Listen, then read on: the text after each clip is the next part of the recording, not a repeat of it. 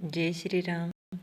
आपनो राजस्थान 002 में एक बार फिर थारो स्वागत है।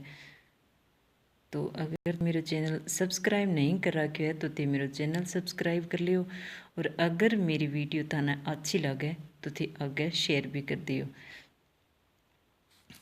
हमारा धन कमाने का तरीका कैसा है, हम धन किस प्रकार से कमा रहे हैं। आजकल क्या है कि हमें क्या पूछते हैं, हमारी भाषा क्या है कि कितना कमाते हो, लेकिन अदरवाइज हमें पूछना क्या चाहिए कि कमाते कैसे हो, आपके कमाने का तरीका क्या है, किस प्रकार से आप पैसा कमा रहे हो, कितना कमा रहे हो। पैसे, हमारा पैसा अगर शुद्ध होगा, चार चीज़ होती हैं ज़िंदगी में इम्पोर्टेंट, सबसे ज़्यादा इम्पोर्टेंट है हमारी ज़िंदगी में चार चीज़। उससे पहला है हमारा धन।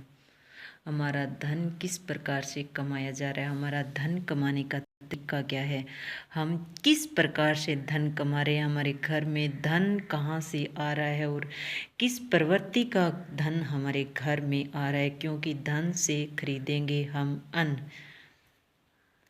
तो कहते हैं ना, जैसा खाएंगे अन्न वैसा होगा मन, और जैसा पिएंगे पानी वैसी बोलेंगे वाणी। आपने सुना होगा ऐसा, बड़े बुजुर्ग पहले भी कहा करते थे कि जैसा खाएंगे अन्न वैसा होगा मन, और जैसा पिएंगे पानी वैसी बोलेंगे वाणी। तो हमें पहला इम्पोर्टेंट क्या है कि हमारा धन, धन से ही घर में अन्न आएगा, खाने की वस्तुएं आएगी, जो भी कुछ लेके आएंगे वो धन से ही आएगा। तो वो जो धन हमारा है वो किस प्रकार से हमारे घर में आया हुआ है, और उस धन से अगर हमारा धन शुद्ध है और उस शुद्ध धन से अगर हमारे घर में अन्न आया है, तो मान कर चलिए हमारे घर में जो अन्न है वो शुद्ध है, और उसे खाने वाले का मन भी शुद्ध होगा। क्योंकि मन पर अन्न का असर होता है। अगर हमारा मन शुद्ध होगा तो हमारा तन भी शुद्ध होगा। जैसा खाएंगे अन्न वैसा होगा मन, और जैसा पिएंगे पानी वैसी बोलेंगे वाणी। पहला होता है अन्न, धन, और धन से आएगा अन्न, अन्न से होगा हमारा मन, और मन से होगा हमारा तन। अगर हम शुद्ध धन ला रहे हैं, शुद्ध धन से शुद्ध हमारे घर में अन्न आएगा, और शुद्ध अगर हम सात्विक अगर हम अन्न खा रहे हैं तो सात्विक हमारे विचार होंगे, हमारा मन होगा। अगर हमारा मन स्वस्थ है तो 100% हमारा तन स्वस्थ होगा।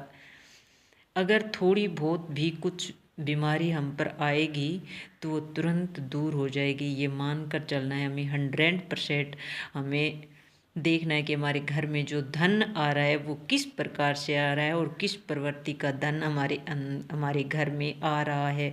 इस पर बहुत ज़्यादा गौर करने की ज़रूरत है हमें कि हमारे घर में जो धन है वो कहाँ से आ रहा है और किस प्रकार से आ रहा है। अगर एक भी रुपया हमारे घर में कहीं छल कपट पाप ईर्ष्या दृश्य से आ रहा है, तो मानकर चलिए वो 1 रुपया 1 लाख को लेकर डूबेगा हमारे घर से।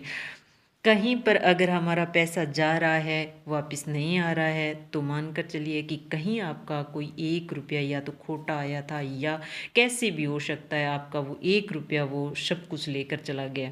मुझे शांति होती है जैसे ऐसे कोई ले जाता है, सुकून वहाँ पर भी है कि लेकर गया और वापस नहीं दिया, कोई दिक्कत नहीं है, सुकून वहाँ पर भी है क्योंकि वो बहुत आसानी से चला गया।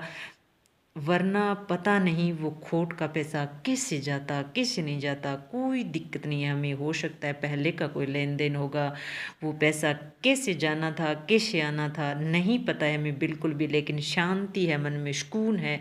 अगर मेरा होगा तो मुझे मिल जाएगा, मेरा नहीं है तो नहीं मिलेगा। इसमें कोई इतनी ओवरलोड और नाराज़गी वाली कोई बात नहीं होती है हमारे अंदर।